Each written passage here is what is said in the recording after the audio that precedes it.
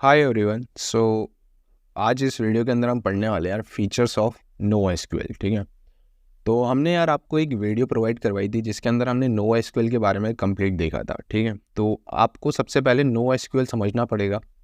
Okay, and no SQL समझने के लिए आपको मेरी पिछली वीडियो देखनी पड़ेगी जो बिग डेटा के अंदर है।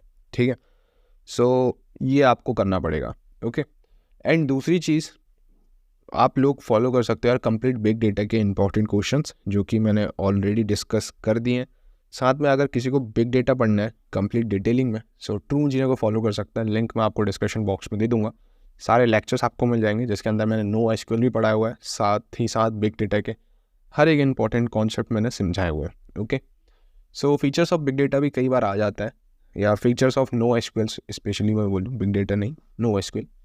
तो दैट्स वाई आज इस वीडियो के अंदर अपन देखने वाले हैं। तो स्टार्ट करते हैं। सबसे पहले जानते हैं नो एसक्यूएल के बारे में हल्का सा, देन उसके फीचर्स के बारे में जानेंगे। ठीक है, तो नो एसक्यूएल का पूरा नाम है not only structured query language. ये एक तरीके का क्या है, डेटाबेस है। Database are design to handle large volume of unstructured, semi structure और स्ट्रक्चर्ड डेटा। ठीक है, तो मेजरली तीनों के लिए है, मतलब तीनों टाइप्स ऑफ डेटा के लिए, बट सबसे ज़्यादा काम जो आता है वो सेमी स्ट्रक्चर्ड के लिए काम आता है नो एसक्यूएल। ठीक है, बाकी आप लोग इसकी वीडियो भी पढ़ सकते हो क्या क्या इन टाइप्स ऑफ डेटास के अंदर।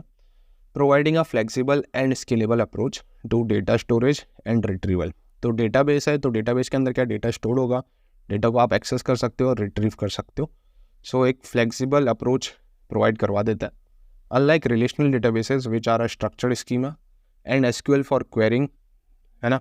तो जस्ट लाइक आप समझ सकते हो रिलेशनल डेटाबेस की तरह कि उसके अंदर स्कीमा स्ट्रक्चर्ड होता है, बट आपका नो एसक्यूएल के अंदर ऐसा कोई ज़रूरी नहीं कि आप स्कीमा डिफाइन करें। ठीक है, नो एसक्यूएल विदाउट स्कीमा भी क्लियरली काम कर लेता है। सो दैट्स वाई यहाँ पे अनलाइक लिखा हुआ है। No SQL databases offer various data models and may not require a fixed schema. मैंने बताया था स्कीमा इसका डिफाइन है ना, फिक्स नहीं रहता है और चेंज वगैरह होता रहता है। इसमें आप स्कीमा खुद से डिफाइन कर सकते हो जब करना, और विदाउट स्कीमा भी काम हो जाता है। Allowing for greater adaptability to change the data requirements, तो डेटा के हिसाब से चेंज होता रहता है। ओके, इस तरीके से आप नो एसक्यूएल जान सकते हो। एंड कंप्लीट अगर नो एसक्यूएल देखना है तो प्रीवियस वीडियो है जिसके अंदर नो एसक्यूएल पूरा डिटेलिंग में डिस्कस किया है, किस तरीके से डेटा स्टोर होता है, एंड हमने बाद में डिफरेंस बिटवीन भी देखा था नो एसक्यूएल का। ठीक है, ये रहा भैया बेसिक नो एसक्यूएल। आज की वीडियो के अंदर हम इसके फीचर्स के बारे में बात करने वाले हैं। तो फीचर्स की अगर बात करी जाए, ठीक है, तो यहाँ पे आप सबसे पहले देख रहे हो कि यार ये स्केल आउट है, दूसरा फ्लेक्सिबिलिटी मेंटेन करके चल रहा है। स्केल आउट के अंदर आप यहाँ पे तीन वैसे मेजर इसके फीचर्स देखोगे। सबसे पहले स्केल आउट, दूसरा फ्लेक्सिबिलिटी, और तीसरा एक और है, तीसरा है रिडंडेंसी। ठीक है, एक करके इनके वर्ड्स समझते हैं एंड ये क्या कह रहे हैं और उसके क्या बेनिफिट्स निकलते हैं। तो स्केल आउट या हॉरिजॉन्टल स्केलेबिलिटी फॉलो करता है, प्रोवाइड करवाता है नो एसक्यूएल। तो देख लेते हैं इसकी डेफिनेशन क्या है। No SQL databases are design to scale horizontally. मैंने बताया था हॉरिजॉन्टली स्केलिंग प्रोवाइड करवाता है, meaning that as the amount of data or traffic increases, you can simply add more servers or node to the database to handle the load। ठीक है, जैसे ही आपका data बहुत ज़्यादा हो जाता है, क्योंकि बिग डेटा में आपको पता है ये डेटा का आप कभी भी बता नहीं सकते ना, साइज़ हमेशा फिक्स नहीं कह सकते कि यार हमेशा जीबी ऑफ डेटा ही आएगा। टेराबाइट में भी आ सकता है, पेटाबाइट में भी आ सकता है, या उससे ज़्यादा डेटा हो सकता है। डेटा कभी भी इंक्रीज़ हो सकता है। ठीक है, डेटा को आप ऐसे मेजर नहीं कर सकते। उस केस में आप नो एसक्यूएल डेटाबेसेस यूज़ करोगे। इसके जो सबसे मेन फीचर हुआ कि स्केल आउट हो जाता है, बढ़ जाता है। ठीक है, तो नो एसक्यूएल डेटाबेस मेजरली क्या स्केलिंग फॉलो करता है, हॉरिजॉन्टल स्केलिंग फॉलो करता है, जिसका मतलब ये कि अगर डेटा इंक्रीज़ हो रहा है तो ये सिंपली क्या कर लेगा, खुद ब खुद अपने नोड्स को मतलब या सर्वर्स को बढ़ा देगा। ठीक है, यू कैन सिंपली ऐड, मतलब खुद ब खुद, या फिर आप खुद से ऐड भी कर सकते हो। तो आप क्या करोगे, ऐड सर्वर्स, ठीक है, मल्टीपल सर्वर्स ऐड कर सकते हो और नोट्स कर सकते हो, जिससे कि लोड जो है डेटाबेस लोड ज़्यादा ना, मतलब डेटाबेस करप्ट ना हो, लोड इजीली झेल सकता है। सिंपल शॉर्ट बात ही है। ओके, बात समझ में आ रही है। तो ऐसा RDBMS जो आपने पढ़ रखे होंगे, रिलेशनल डेटाबेसेस या ट्रेडिशनल डेटाबेसेस, उसमें ये मैनेज नहीं हो पाता। वहाँ पे लिमिटेड अमाउंट ऑफ डेटास है ना, वो स्टोर हो सकता है, उन सभी में ऑपरेशंस ईजिली परफॉर्म हो सकता है। बट नो एसक्यूएल का ये सबसे मेजर इंपॉर्टेंट फीचर है कि इसमें आप मतलब सर्वर्स ऐड कर सकते हो, आप उसके अंदर नोड ऐड कर सकते जिससे कि डेटा को ईजिली हैंडल किया जा सकता है। ठीक है, बात समझ में आ रही है? तो ये हो गया भैया इसकी definition.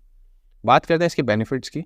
This allow for distributing data across multiple servers. ठीक है, इसके अलाउट क्या कर रहा है, डेटा को डिस्ट्रीब्यूट कर रहा है डिफरेंट सर्वर्स के अंदर।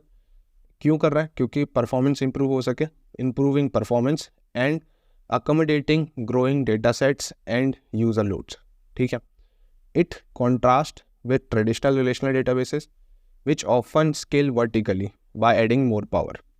तो जो आपका रिलेशनल डेटाबेस है, डिफरेंस बिटवीन मैंने क्लियर किया था कि नो एसक्यूएल यूज़ करता है हॉरिजॉन्टल स्केलिंग और आरडीबीएमएस या रिलेशनल डेटाबेस फॉलो करता है वर्टिकल स्केलिंग। ठीक है, तो आप हॉरिजॉन्टल डेटा स्केलिंग किस में यूज़ करोगे, हॉरिजॉन्टल स्केलिंग किस में यूज़ करोगे, नो एसक्यूएल के अंदर, and vertical scaling RDBMS follow करता है।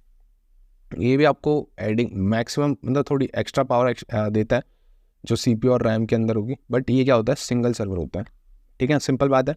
It contrast with the traditional relational database which often scale vertically by adding more power CPU and RAM to a single server. यहाँ पे आप क्या कर सकते हो, मल्टीपल सर्वर के साथ काम कर सकते हो। सो ये स्केल आउट एडवांटेज हो गया या फीचर हो गया नो एसक्यूएल का, जिसके बारे में अपन ने डिस्कस कर लिया। देन नेक्स्ट चीज़ है विच इज़ फ्लेक्सिबिलिटी। ठीक है, सो फ्लेक्सिबल किस टर्म में कह सकते हो, क्योंकि ये स्कीमा लेस है। जैसे कि मैंने आपको बताया कि यहाँ पे आप विदाउट स्कीमा भी काम कर सकते हो। ठीक है, कोई फिक्स्ड स्कीमा नहीं है, not require a fixed schema. ठीक है, बट ट्रेडिशनल डेटाबेसेस में स्कीमा मैंडेटरी होता है। तो वहाँ पे आपने पढ़ रखा होगा, जैसे ही लिखा है relational databases which uses a structured schema, but no SQL का कोई ऐसा फिक्स्ड स्कीमा नहीं रहता है। सो स्कीमा लेस है या स्कीमा फ्लेक्सिबल है, तो दैट्स वाई फ्लेक्सिबिलिटी भी इसका एक फीचर है। क्लियर है बात? तो जैसे हॉरिजॉन्टल स्केलेबिलिटी यूज़ मतलब फॉलो कर रहा था नो एसक्यूएल, उसके अंदर अपन ने ये सारी चीज़ें समझी थी। तो सेम स्कीमा लेस या स्कीमा फ्लेक्सिबल है होने के कारण ये फ्लेक्सिबिलिटी का फीचर भी आपको मिलेगा नो एसक्यूएल के अंदर। सो डेफिनेशन देखते हैं। No SQL databases often allow for flexible data models unlike traditional और relational databases that require a predefined schema. तो आप लोग को इतना आइडिया मैंने अभी बता ही दिया था शॉर्ट में कि जो आपके रिलेशनल डेटाबेसेस होते हैं, आरडीबीएमएस जो होता है, उसके अंदर जो स्कीमा है वो पहले से डिफाइन करना पड़ता है। ठीक है, या प्री डिफाइंड होता है। बल्कि नो एसक्यूएल में ऐसा कुछ नहीं है, आप चेंज कर सकते हो, फ्लेक्सिबल है। No SQL databases can handle diverse data types and structures. Okay, clear है? Benefits, developer can adopt the database schema on the fly, making it easier to work with the involving and dynamic data. So जब भी data में कोई भी variations हो रहे हैं, data कभी बढ़ रहा है, कभी घट रहा है, कभी बहुत एकदम पीक पर रहता है, कभी एकदम डाउन हो रहा है, सो उस केस में बहुत ज़्यादा इंपॉर्टेंट है कि स्कीमा लेस होना चाहिए, स्कीमा फ्लेक्सिबल होना चाहिए। सो दैट्स वाई उस केस में फ्लेक्सिबिलिटी का जो इसका मेन फीचर है वो बहुत काम आता है। This is particularly useful in the scenarios where the data structure is not well defined और चेंज फ्रिक्वेंटली। ठीक है, समझ में आ रही बात? सो मैं आपको हर एक चीज़ बता भी रहा हूँ, साथ में डेफिनेशंस के बारे में बता रहा हूँ, सो दैट कि आप इसको अपने वर्ड्स में भी लिख सकते हो। बाकी ट्रू हो जाए कि वीडियो तो फॉलो कर ही रहे तो ये इस तरीके से लिख लोगे। ठीक है, नेक्स्ट चीज़ है विच इज़ रिडंडेंसी। अब आपके पास हाई एबिलिटी में हर चीज़ पढ़ रखी है, तो ये रिडंडेंट को भी फॉलो कर रहा है। ठीक है, डेफिनेशन देखते हैं। Many no SQL database are design with built in redundancy feature to ensure high ability. This involves replicating data across multiple nodes और सर्वर। मतलब कि यार ऐसा है, आपका जो एक डेटाबेस है वो सिंपल एक डेटाबेस नहीं है, उसको मल्टीपल किस में रखा है, मतलब मल्टीपल रेप्लिकेट करके रखा है डेटा अलग अलग जगह पे। ठीक है, जिससे कि यार डेटा आपको ईजिली मतलब मिल जाए, और दूसरी चीज़ कि कभी भी दिक्कत हो तो मेन डेटाबेस करप्ट ना हो। ठीक है, तो बेनिफिट्स में देखते हैं। Redundancy improves fault tolerance. If one node fails the system can continue to functioning using data from remaining nodes. मैंने आपको बताया कि सिंगल एक डेटाबेस में या फिर एक नोड में डेटा स्टोर नहीं हो रखा है ना, वो मल्टीपल सर्वर्स में जाके या मल्टीपल नोड्स में जाके स्टोर हो रखा है, क्या रेप्लिकेट हो रखा है डेटा। तो इससे क्या होगी, एबिलिटी इसकी हाई होगी। अगर कोई एक नोड या एक सर्वर आपका फेल होता है, उस केस में आप दूसरे नोड से डेटा ले सकते हो। ठीक है, वही सी अभी मैंने आपको शॉर्ट में भी बताई। This is critical for system that require constant ability. तो एबिलिटी जो है वो आपको मिल जाएगी एंड मिनिमल डाउन टाइम्स में। ठीक है, तो इस तरीके से आप बता सकते हो कि यार डेटा निकालना आसान हो जाएगा। सो ये तीसरी और मेजर इंपॉर्टेंट फीचर हो गए। पहला मैंने बताया था स्केल आउट है, दूसरा फ्लेक्सिबिलिटी है एंड तीसरा रिडंडेंसी है। तो ये सबसे इंपॉर्टेंट फीचर्स हैं नो एसक्यूएल के। बाकी इसके अलावा एक्स्ट्रा फीचर्स भी आप लिख सकते हो, बट मैं आपको कहूँगा कि कोई भी फीचर लिख रहे हो उसके अंदर ये 3 फीचर्स तो आपको सबसे पहले लिखना है, क्योंकि आपको पता है कि यार ये सबसे मेजर इंपॉर्टेंट पार्ट है।